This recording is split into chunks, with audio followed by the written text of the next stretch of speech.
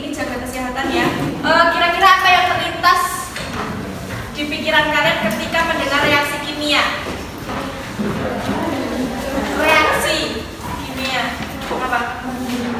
Percobaan, terus meledak, bom,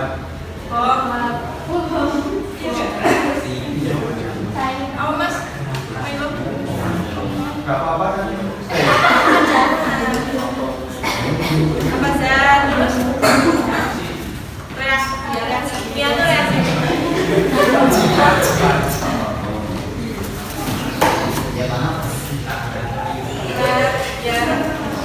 Ada beberapa yang berpikir kalau reaksi kimia itu berupa ledakan, yang seram-seram gitu ya, kayak gumpalan asap atau nyala api atau aroma yang menyengat atau zat yang beracun.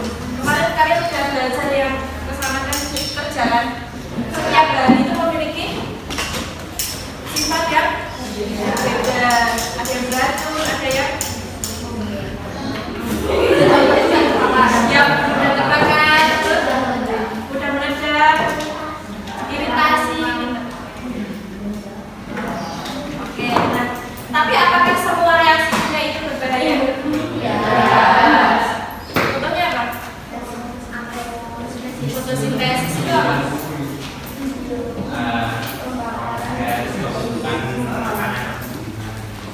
Tumbuhan. Oke. Nah, di sini nanti kita akan belajar reaksi-reaksi kimia di kehidupan sekitar kita yang mendukung prinsip dari kimia hijau. Tentunya tujuan pembelajaran kita di sini nanti adalah menjelaskan proses kimia dalam kehidupan sehari-hari, kemudian pengertian kimia hijau, prinsip kimia hijau, dan penerapan prinsip kimia hijau dalam kehidupan. Oke, boleh disini dulu. Oke ya. Setelah nilai kalian masuk tadi, maka kelompokkan ya.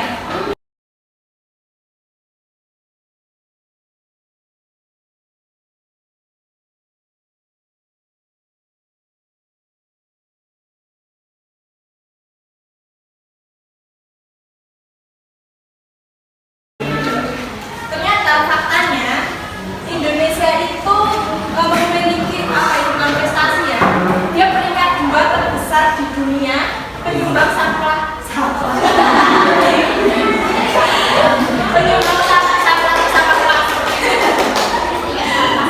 plastik terbesar kedua di dunia.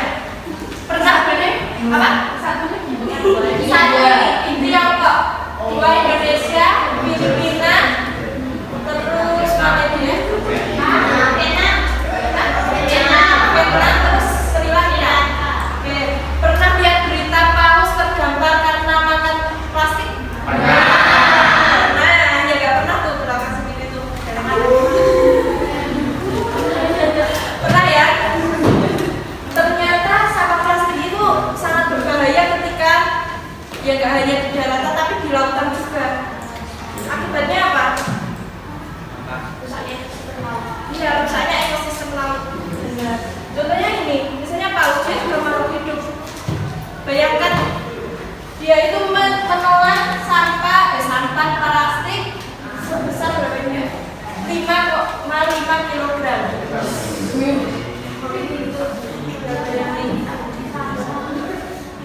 Sampah plastik di Indonesia 64 juta ton per tahun. Per tahun. Coba kalian bayangin kalian sendiri pribadi sehari itu nyampah plastik berapa banyak? Coba biasanya beli apa?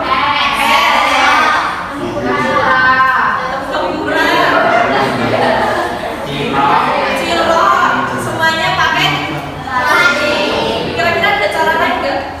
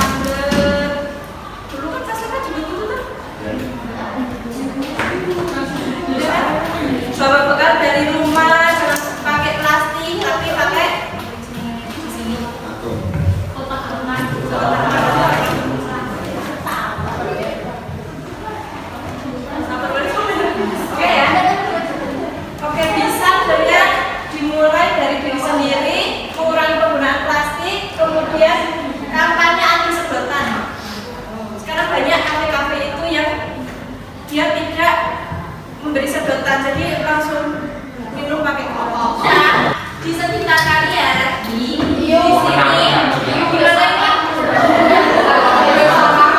TPA Putri Sempro itu operasikan sejak tahun 85 dan saat ini kondisinya sudah overload. Kalau kalian bayangkan kalau seperti itu terus-menerus, nanti gimana? Kenapa nggak dimanfaatkan, dibakar terus dijadikan uang buat distribusi? Enggak, kan PLTS memang itu. Nah itu sampah PLTS dan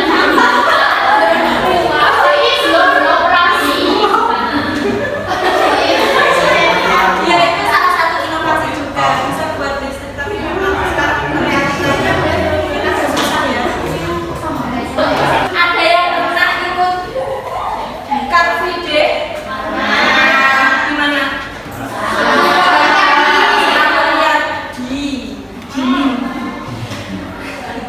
Sebenarnya Car Free Day ini apa tuh? Kegiatan apa?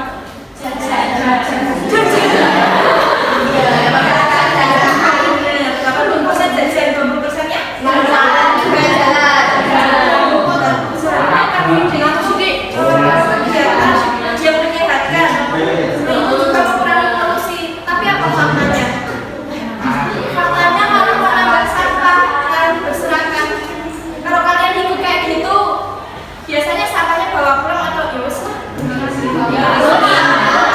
Yang bawa pulang siapa? Satu. Ya nggak hanya Car Free Day. Misalnya tonton, alun-alun. Ada yang dibawa pulang atau yang dibawa masukin ke tong sampah? Ya hanya ditinggalin gitu aja kan? Biarin kan jangan seperti itu ya. Jadi kalian harus tanggung jawab terhadap sampah kalian sendiri. Jadi ya, kira-kira untuk mengurangi sampah plastik, menurut kalian apa? Ditimbulkah, dibakarkah, apa? Apakah sudah benar? Apakah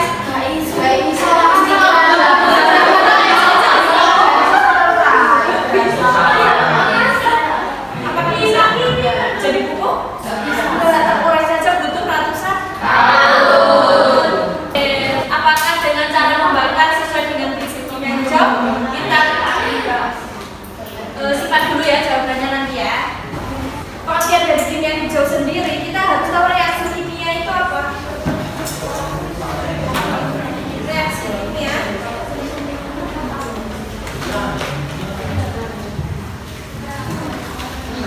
proses perubahan yang terjadi bila satu senyawa itu berubah atau bereaksi dengan senyawa lain. Satu senyawa berubah atau bereaksi dengan senyawa atau unsur lain. Nah, dalam reaksi kimia itu kalian harus tahu dulu. Di sini kan ada ini senyawa atau unsur. Kemarin masih ingat di awal saya dulu bikin senyawa sama unsur. Di awal banget.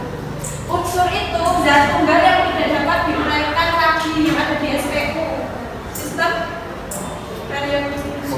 Yang itu loh, kayak itu loh yang pernah ada. Tahu ya? Nah, itu contohnya, itu namanya unsur. HO sama Fe. Fe itu apa?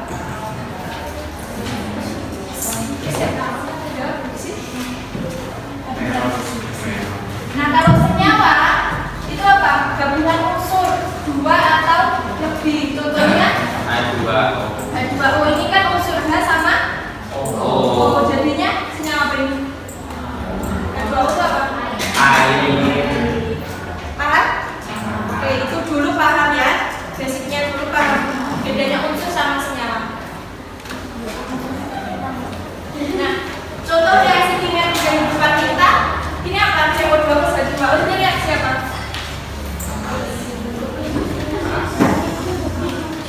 Siapa yang jawab?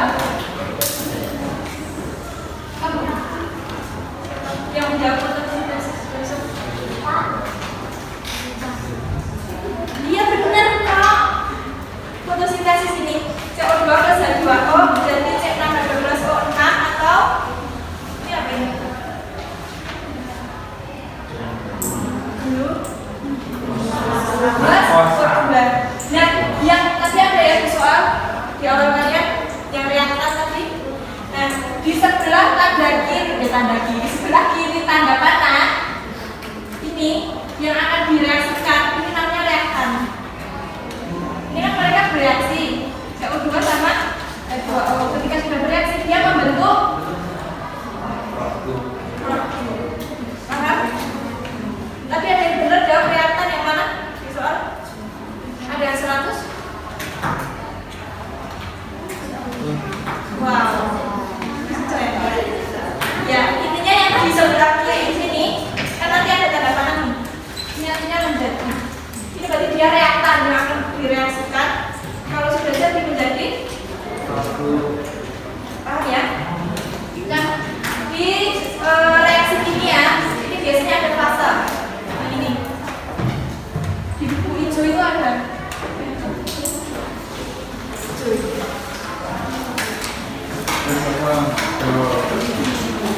Halaman berapa ya?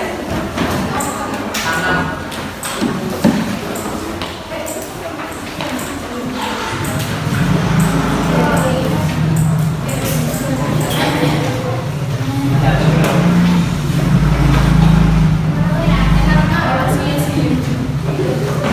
Yang fase berapa? Nah, itu harus berapa? 6 ya? Fase itu berarti CO2-nya misalnya ini G. Ini artinya pilihan di bawah. G ini berarti apa dia fasanya? Gas. Jadi penulisannya itu ini sebenarnya nggak sejajar ya, tapi karena kita ini tulisan. Jadi ini harusnya G itu berarti CO2-nya dalam bentuk gas. Kemudian H2OL. Liquid itu apa? Jadi glukosa dalam bentuk solid atau dan kodenya gas. Yang satu apa? Ada S, L, G sama aquos. Ini larutan. Beda sama air. Ya. Larutan itu berarti terlarut dalam air. Nah, ini senyawa cair. Bisa ya bedain aquos sama liquid. Kimia hijau itu berhubungan dengan bagaimana mendesain produk kimia dan prosesnya untuk mengurangi atau menghilangkan penggunaan bahan kimia yang berbahaya bagi lingkungan. Ini itu mengurangi atau menghilangkan penggunaan bahan kimia yang berbahaya bagi lingkungan. Bahaya itu banyak, ada ledakan, terbakar, karsinogenik atau pencemaran lingkungan dan lainnya. Ya, itu sebenarnya saya juga nggak tahu. Ya, jadi intinya di meja itu ya. Kira-kira kalian bisa menerapkan itu nggak di lingkungan sekitar? Penggunaan bahan kimia. Ya, kalau dekat ya nggak usah pakai sepeda motor ya. Kalau kita kelas 2 disuruh ibunya sana beli merica, baliknya beli ketumbar.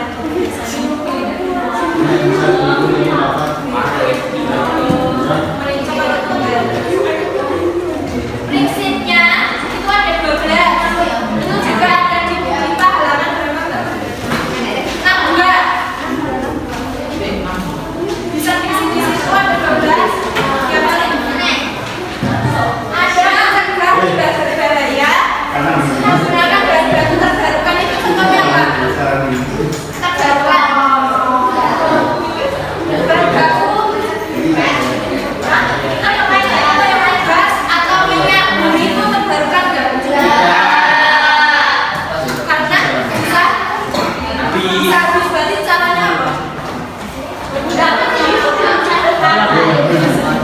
Mengurangi bahan baku menggunakan bahan baku terbarukan itu contohnya biogas itu pakai kotoran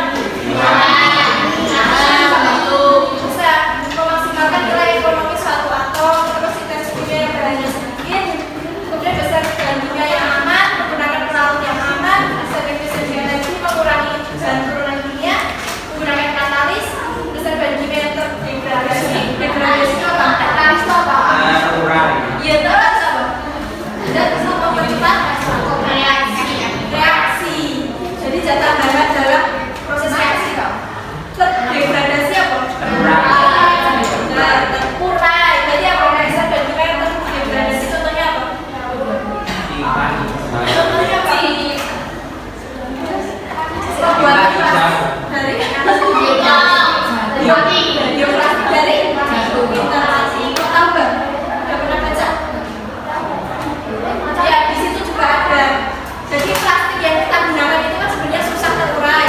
Makanya pakai plastik, berarti dia dari bahan organik yang mudah terurai. Itu biasanya dari padi, bisa dari pisang kulit pisang ya. Kemudian analisis secara langsung mencegah polusi, kemudian mencegah potensi bencana. Oh,